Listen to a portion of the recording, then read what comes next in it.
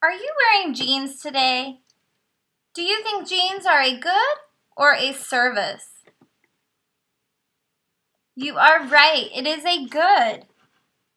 Have you ever wondered, where do jeans come from?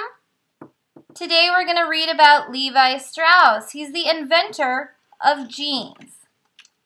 Well, Levi knew that there was a need for something, so he started a business. And then there was a supply and a demand in a market economy. We're going to learn more about that in class. Let's start reading the book. Levi Strauss gets a bright idea. Gold! Somebody yelled. Next thing anybody knew, the whole world rushed to California and started digging up the place. The trouble was, they rushed so fast, they lost their pants.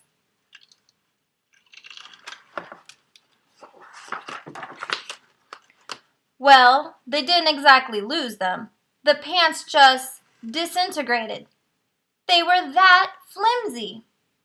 Corduroy, wool, tweed, flannel, burlap, velvet, worsted, serge, they didn't last long in the gold fields. Right quick, they got worked down to the size of a handkerchief. Soon, every miner was sluicing for color in his long johns, or naked as a jaybird. Yes, sir, all of California was mining in the vanilla. That predicament started another, lesser-known stampede, the Great Barrel Rush, in which the miners swarmed a barrel man and brought up his wares. The merchant made a tidy profit. The barrels were a bit awkward, but they kept a fella from embarrassment. Problems increased. Hunks of trousers clogged the streams and rills and rivulets. Instead of turning up gold, men panged rags. They set them to gnashing their clashers. At that very time, Levi Strauss rushed west from New York City. He rushed slowly, so he came late and missed the gold. "Dang!" said Levi Strauss. He looked around and scratched his beard. He said. "There's a need for something here. I wonder what."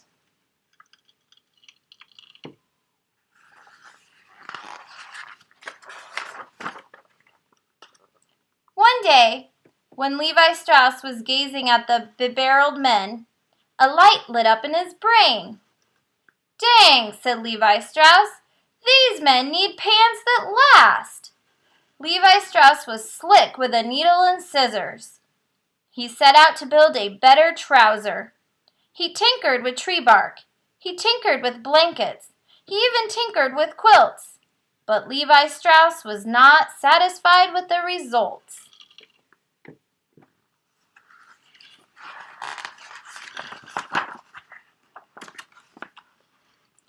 Meanwhile, he sewed tents to keep the miners safe from the elements. A man wearing nothing more than a barrel got pretty hot when the sun sizzled. Pretty cold when it snowed. Those tents were tough as buffalo hides. Neither sun nor wind, nor snow, nor sleet, nor hail, nor rain was any match for them. Levi Strauss's brain lit up. "Dang," he shouted. "That's it! Tents!" In no time, he clipped his own tent to bits and spliced it together as pants. Right off, he put them to a test. He hitched a horse to each trouser leg and hollered, "Pull!" Did the pants tear in two? Nope. Not a single thread popped. "Dang," said Levi Strauss. He pulled those tent pants on. Don't think the miners weren't watching. Intent on having those pants, they roared like an earthquake. "After him!" Another dash was on. The great pants rush. Levi Strauss rushed away. The miners barreled right behind, rattling and racketing and rolling. But they were no match for the nimble Strauss in his indestructible tent pants.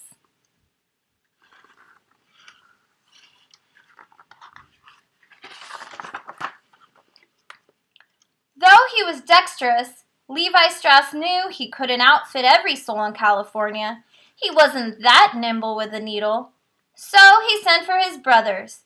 They rushed from New York City with their needles to assist.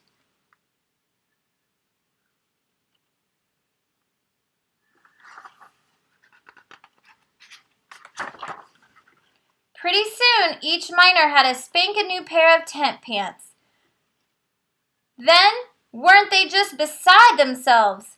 In comfort, they sluiced and panned and rocked their cradles for the bright yellow stuff. They rushed, rushed, rushed. No harm came to those pants. They were so overcome with gratitude, the men named their new gear after Levi himself. "Dang," said Levi Strauss. He blushed.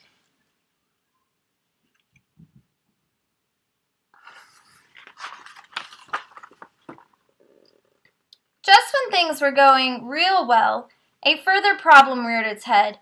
The miners cherished their new pants so they refused to take them off, even for baths.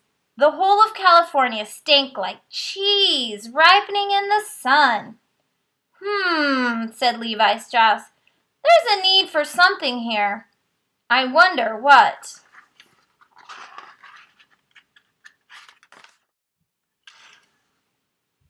His brain lit up again. Levi Strauss cried, "Two are better than one." The Strauss brothers set to. Their needles flashed so fast they nearly melted. Soon every miner owned a pair of pants and a spare. Those men would have elected Levi Strauss president, but he just wanted to sew. He was content with that. Instead of the presidency, Levi Strauss ended up with a mountain of barrels. He scratched his beard. He said, "there's a use for these. I wonder what." One day he was pondering that when his brain lit up. "Dang," said Levi Strauss. He snatched up a hammer and rushed into the streets. And in no time, don't you know, from that passel of barrels, Levi Strauss built the city of San Francisco. Dang!